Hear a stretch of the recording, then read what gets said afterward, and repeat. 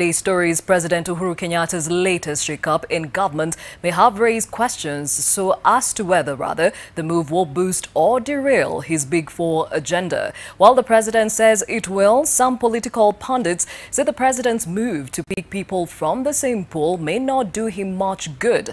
Our reporter Vincent Oduor spoke to political analyst Herman Manyora on the implications of the latest appointments. Term as president.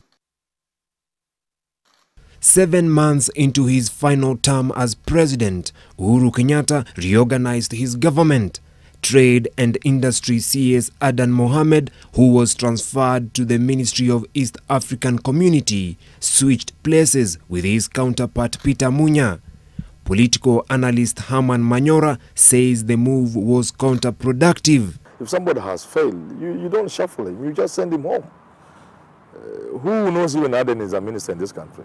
His name only came to be known in connection with the sugar scandal. Others who also served in various capacities were also considered for palm jobs in parastatals or as ambassadors. 3 of the country's former top cops found a soft landing this time around. 3 out of 12 principal secretaries who were sacked in June this year are also among those who have been offered jobs. Former politicians who also lost their seats were also considered for jobs. It's wrong that they are rewarding people. 2, he's speaking from a pool of failures, people who have proved they can't work. President has refused to look from the traditional circle. The same circles, the same pool from which people have been getting people to appoint. Unless you look outside that circle, unless you go out that traditional pool, then you cannot move this country forward because you need new thinking. Manyora, however, disagrees that this reshuffle was informed by the handshake. I think we know people who are close to Raila. If Raila were to have a hand, I don't think it will be those people. But even if we don't know, you would expect a much more serious reshuffle to bring Raila on board. It can't be by way of some ambassadorial appointments or people who might be thrown to Somalia and Burundi and such useless places. If this were to be a handshake government, however minimal, at the very least you expect 2, 3, 4 serious ministers from the Raila side. So I don't think there's any handshake in this.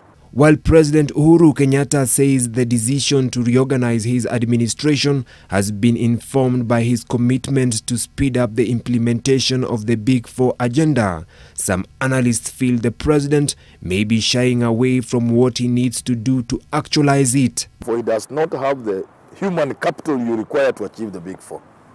Secondly, you need money. If all money is going to corruption, where will you get the money to realize the Big Four? He has not shown their willingness, in my view, he has not shown the willingness nor the ability to fight corruption, to be able to tap that money for the Big Four. Political appointments in Kenya have always raised fundamental questions on whether they are done based on expertise and merits or done as a reward to loyalty and friendship. Vincent Oduor, NTV, Nairobi.